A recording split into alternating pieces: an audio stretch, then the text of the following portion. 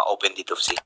Nagkaroon ng problema isang sasakyan, naka-hit and run o nakabangga at may ginawang kalokohan yung sasakyan na yon, and then nakuha yung plate number, pupunta ng mga pulis yung address na nakaregister sa LTO, sasabihin nung tao dun sa bahay na yon, wala dito, that wrong address. Or kuminsan, nabenta ko na yan. 10 years ago pa. And yet, yung registration updated. So, ibig sabihin, hindi nire-register nung bagong buyer, open deed of sale lamang. So, nagkakaproblema kapag merong nagawa yung sasakyan, may pulyaso. Nahirapan yung ating mga otoridad na i-trace. So, yun ang gusto ko dapat from now on with ID and yung person na yun na mag-renew ng lisensya, ng registration ng kanyang sasakyan, dapat siya mismo nandoon. Tama po with IDs. Okay? Alright. Yung distributions ng mga plaka po, LTO. Yung concerns ng marami, yung delayed distributions ng mga plaka. Kumusta naman po? Updated na po ba tayo? Nasaan na po tayo ngayon sa pagdating po sa proper distributions ng mga plate numbers? Opo, Mr. Chair, updated po tayo sa mga plaka, Mr. Chair. It's just that pag napunta po sa dealer, dun po nagiging bottleneck sa mga dealer. Marami na pong pumunta po sa amin, Mr. Chair, na naghahanap po ng plaka. At pag hinanap po namin ang kanilang, pag tinignan po namin ang aming records, makikita po na ibigay na po ito sa dealer months ago. So, in that case, Mr. Chair, sinushokos po namin yung dealer at pinag-explain po namin bakit po hindi na-distribute yung mga plaka sa mga tao. Ito po isang concerned citizen, si Marky Pablo. Sabi niya, 2020 ko po nakuha yung aking motor. Hanggang ngayon, wala pa rin pong plaka. 4 years na po, magpa 5 years na. Mr. Chair, yung pong 2023 pababa, 2022, 21, dyan po yung mga backlog po ng aming motorcycle plates because of those problems encountered by LTO po dati. Okay.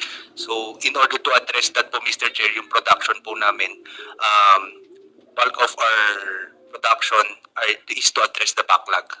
Okay. Tapos, while we are addressing the current demand, I need to double check, Mr. Chair, kung yung 2020 motorcycles na nabenta po ng 2020 ay meron na pong Sir, plaka. gawa nyo ng paraan by all means at all cost na yung mga 2020 para nabili ng mga motorsiklo, gusto ko po na by the end of this year, may bigay na po yung mga plaka nila dahil sila po ay prone sa paghuhuli ng mga MMDA traffic enforcer or other traffic enforcement group.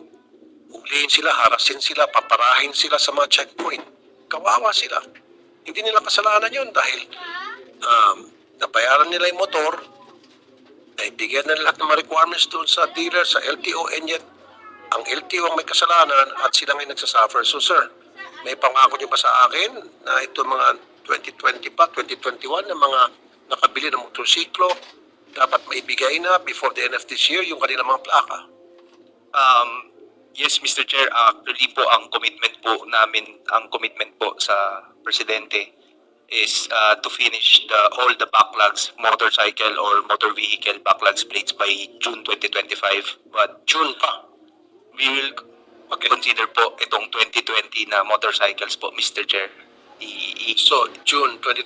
Kasi alam niyo po, Attorney Greg, kung napapansin mo yung pila-pila ng mga motor, kahit sa mga syudad, sa mga probinsya, pumipila yan sa isang checkpoint at nandun yung mga traffic enforcer kung sa mga pulis na hinahanapan ng rehistro yung mga motorcycle dahil wala silang plaka o yung nakalagay doon sa motorcycle nila, yung karton lang. Diba? So para naabala na nga sila at pagkatapos hihingan pa ng pera. At yun ay dahil kasalanan ng LTO. Dapat kung merong dapat kikilan yung mga traffic enforcement sa Albay, dapat mangikil sila sa LTO, wag doon sa mga inosenteng motorista. Di ba, sir? So tama, yung sinabi niyo po, commitment niyo kay Presidente by June 2025. Opo, but we're doing everything po para po matapos po within this year. In fact po, meron pong